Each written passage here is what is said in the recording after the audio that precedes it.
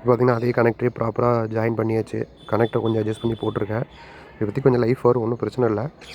ஏன்னா இந்த கனெக்டர் வந்து இந்தாண்ட அதாவது பார்த்திங்கன்னா கருப்பு கயிறு ஒயர் இருக்குது இல்லைங்களா, அந்த சைடில் இருக்கிறது வந்து லாக் மாடல். நீங்கள் ஒன் டைம் யூஸ் பண்ணுறீங்க, மறுபடியும் ரீயூஸ் பண்ண முடியாது. இது லாக்கு. நீங்கள் என்ன தான் பிடிச்சி வெளியே இழுத்திங்கனாலும் வராது.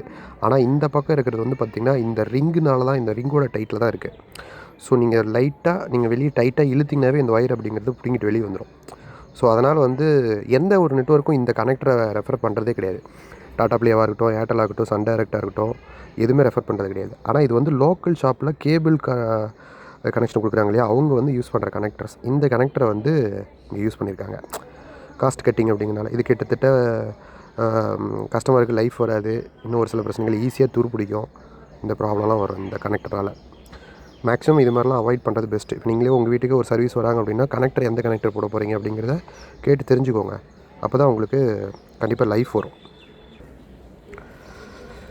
பார்த்திங்கன்னா ப்ராப்பராக ஜாயின் போட்டாச்சு. இது எதுக்காக இந்த இடத்துல ஒரு டபுள் சைட் டேப் அடிச்சிருக்கோம் அப்படின்னா, மறுபடியும் ஏதோ ஒயருக்கு டைட்டாக இழுக்கும் போது அந்த மாதிரி இடத்துல கழண்டுட்டு வெளியே வரக்கூடாதுங்கிறது தான். கஸ்டமர் வந்து இப்போதைக்கு கன்ஸ்ட்ரக்ஷன் பண்ணிகிட்ருக்காங்க மேலே வீடு. ஸோ இப்போதைக்கு பார்த்திங்கன்னா இந்த வாலில் எங்கேயுமே வழி இல்லாதனால கொண்டு போய் நம்ம அந்த இடத்துல அங்கே இன்ஸ்டால் பண்ணியிருக்கோம் டிஷ்ஷை. இந்த வழியாக ஒயர் கொண்டு போயிருக்கலாம், பட் வந்து சைடில் கொண்டு போகிற அளவுக்கு ஸ்டெப்ஸ் அந்த இடத்துல இருக்கிறதுனால பாசிபிள் கிடையாது. அதனால் நம்ம அங்கே வழியாக கொண்டு போயிருக்கோம்.